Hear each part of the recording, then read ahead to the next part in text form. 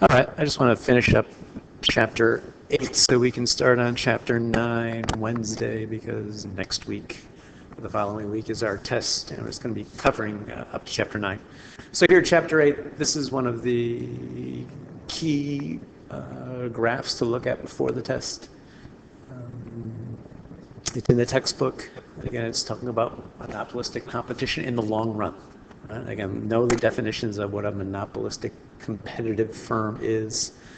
And again, in the long run, if a company is having economic profit, like this firm here on the left is making economic profit, what's going to happen?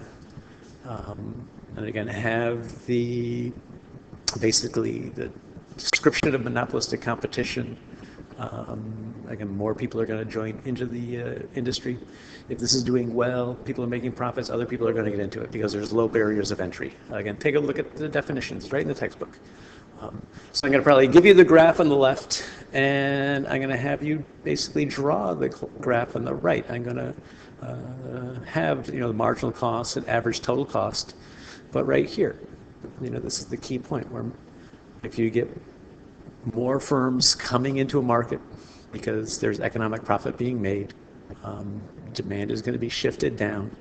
So in the long run, where marginal cost equals marginal revenue is right where it also touches the average total cost. So take a look at the textbook. Be prepared for that graph. And again, last week I was talking about these oligopolies too. Let me erase. Out of control now. Let me erase this red marks. Again, this is a good sheet to look at before the test, explaining the industry structure. It's repeated over and over again, but oligopolies, I'm going to have a multiple choice question on that. It's not that hard to figure out. Again, I talked about oligopolies last week. Game theory, I'm not going to ask you a question on game theory. The multiple choice this week will have one question about game theory. But basically how it is, if here Pepsi and Coke, they have price strategies. They can't talk to each other and decide on the price that would be beneficial for both. They play a little game theory because it's against the law, with collusion. If you're an oligopolist, to talk to your competitor and decide to raise prices. So basically, with game theory, they'll both go to the lowest dollar amount, right? 10 and 10. So this one here will be the choice, right? In game theory. But again, there are whole books written on game theory. It's not one of my favorite theories anyway, so I'm just going to ignore it. Unless anybody wants to be tested on it, feel free to ask me for a specific test if you want to look at game theory. So am I ignoring this stuff? Again, the firms adopt a similar policy without any communication. Tacit collusion. This is in the old days when car prices, when basically was decided how much to charge for a car. Back before there was foreign intervention in the 1970s, basically GM, the biggest car manufacturer, came out with their prices. And because they were the biggest maker in the world. Other companies like Ford and Chrysler were the only other two companies. They have similar cars, and they would price their cars according to how GM priced their cars. Very effectively until, of course, the Japanese invaded the U.S. market, and now we got a whole bunch of people involved. So it's for oligopoly, you really want to cooperate, but it's against the law to cooperate.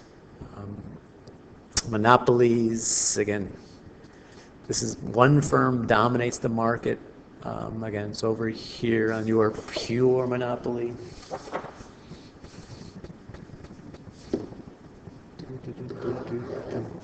One firm, unique project. Of course, there's substantial barriers to enter. Microsoft Windows is somewhat of a monopoly nowadays, but not quite. So We'll ask a question about what natural monopolies are. We'll talk about natural monopolies in a second. But again, pure monopolies, if you look in the textbooks, 245, 256, 254, 256, easily explained. Again, some of the theories behind monopoly. Because one of the questions I'm going to ask on the test about monopolies, and again, it will always pay to look at some of these things because there's an essay parts of the question to determine. Again, monopoly, you want to maximize their profits, right? And again, same thing, you maximize profit where marginal cost equals marginal revenue. Same thing with a monopoly as it would be with a monopolistic competition firm. Right? There are substantial barriers to enter. So basically what government wants to do, they want to make monopolists produce more at a cheaper price. Again, if in the old days AT&T was the only telephone company in this country. So again, profit maximization. Again, this is a key graph to look at because I'm going to ask you this question and just understand the principles behind it. This is the profit maximization point, right? Well, MR equals MC. This then, if I go up above, would be the price set. And then the quantity down below. But this isn't the optimal for society. Society, best for them, would be marginal cost equals demand. Right? Marginal cost basically is like the supply. So if this was the point, like say this is point number 1, equilibrium 1, this is equilibrium 2, then notice it will be a lower price, and then the quantity goes up.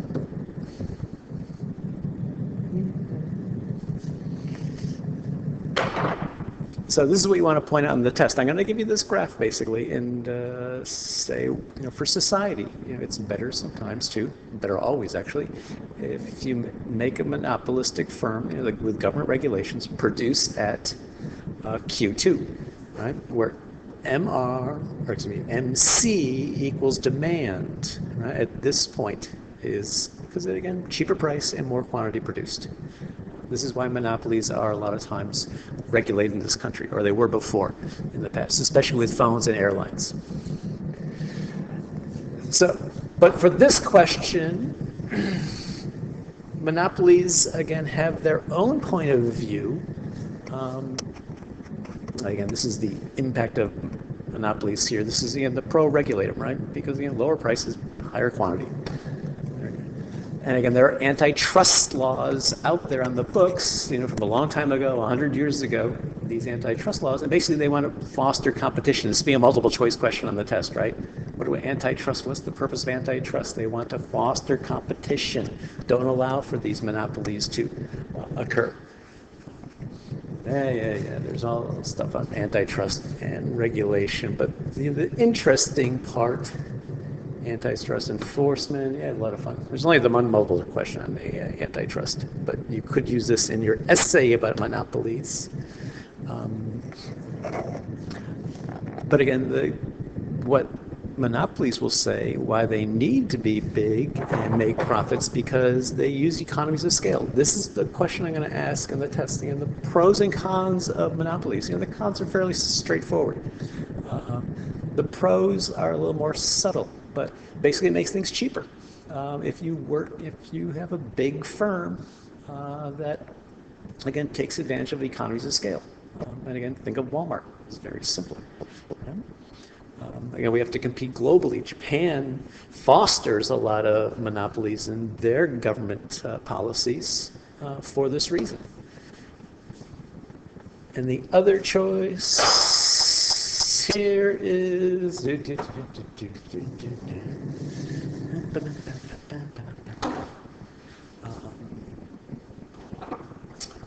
I have it here? Maybe I don't. But basically, we're looking at R&D, right? Spend a lot of money on research and development with monopolies. They make a lot of profits, so they put those profits back in the research and development. So, take a look at monopolies. Again, the key graph to take a look at in the book is this one here. Because I'm going to basically ask, basically going to ask at what quantity and price will a monopoly want to sell? At what price and what quantity demanded? What's the, and again, that would be right here, right? This is the point for the monopoly wants to do, right? Where marginal cost equals marginal revenue. So this price, this quantity. For society then, though, what's the better for society is pushing it out here to the right. This is the point here. Again, the quantity and the price that's optimal for society. It's a debate. It's still around today. So take a look at this. I'll go over the other graphs on the test. I think I already did the one. I'll talk about the specifically, which one? This one here also in the future exhibit 8.2. So any questions, just ask me on Wednesday. That's our last class before the test. Thanks. Bye.